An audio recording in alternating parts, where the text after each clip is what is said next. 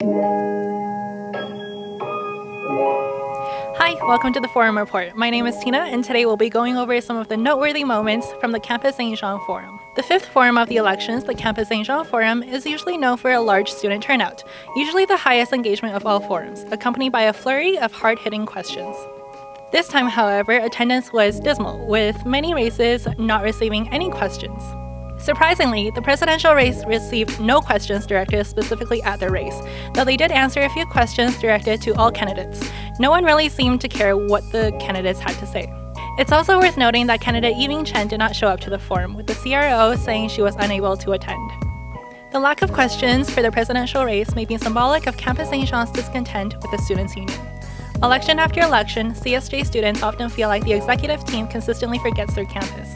Just last month at a Students' Council meeting, members of the AUFSJ mentioned feeling disconnected from North Campus and the Students' Union. The low attendance is especially puzzling, especially considering VP academic candidate Eric Einerson, who is on leave from his position as president of AUFSJ, the Faculty Association for CSJ, was present at the forum. VP Student Life was another race that did not receive any questions, which was also surprising, since they are also often heavily hounded at the CSJ forum.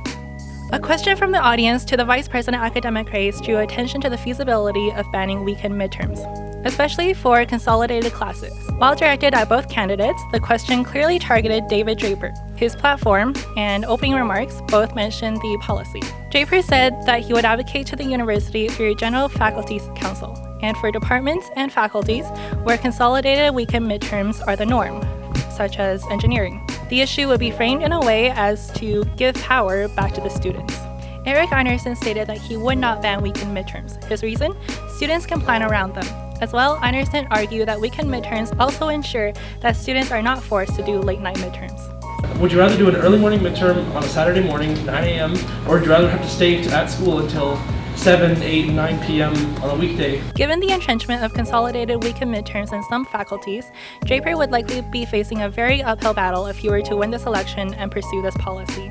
It could end up being another multi-year project that a string of VP academics will have to put continued work in.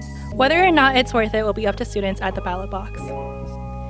Candidates for VP Operations and Finance described different visions for the future of Campus Saint Jean operations. Alana Cron focused on issues regarding accessibility. She pledged to finally bring a gender-neutral bathroom to the French campus, as well as expanding the free menstrual hygiene program to include Campus Saint Jean. How accessible is your education if you can't even be accommodated to feel safe and comfortable using the washroom? Samantha Say talked about adding another compost bin to Campus Saint Jean, as well as renovating the general bathrooms and making sure to support their cafeteria. She also focused on adding a search function for the funds portion of the Students' Union website, saying it would increase Campus Saint Jean's access to services. From the audience, candidates were also asked how they would increase support for faculty associations and student representative associations. Cron said she would create the long-anticipated student group handbook. Say, on the other hand, said that bad audits were delaying funding to these groups, and she will work to have more prompt audit approvals. As per tradition at the CSJ Forum, the candidates were asked what their favorite place to get poutine is. Cue the poutine counter! My current favorite poutine place is actually in Beaumont. A fantastic restaurant called Chartier there, and they have a really stellar seafood poutine. The greatest poutine I've ever had is from La Pignon Vert in La Chute, Quebec, on Main Street. I ate an entire family size by myself last summer. Was it the size of a family or the size for a family? Very small family, it might have been the same size as the whole family.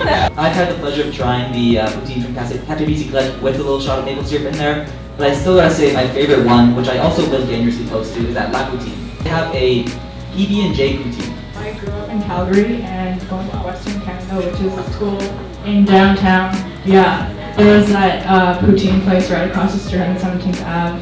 You can have like bacon bits in there. So my colleague and I, we make poutine in the hospital on-call room with fries from McDonald's, the best fries, but we do stick up quite a few hospital wars, but it's well worth it.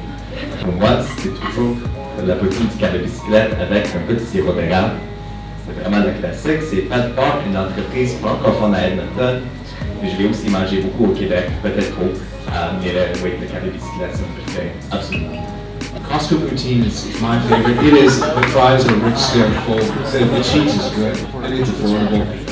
Because I don't live with my family right now, I meet up with them sometimes at Costco. My sister and I share the poutine, and so it's a cherished memory. My family actually owns a maple syrup farm in Ontario.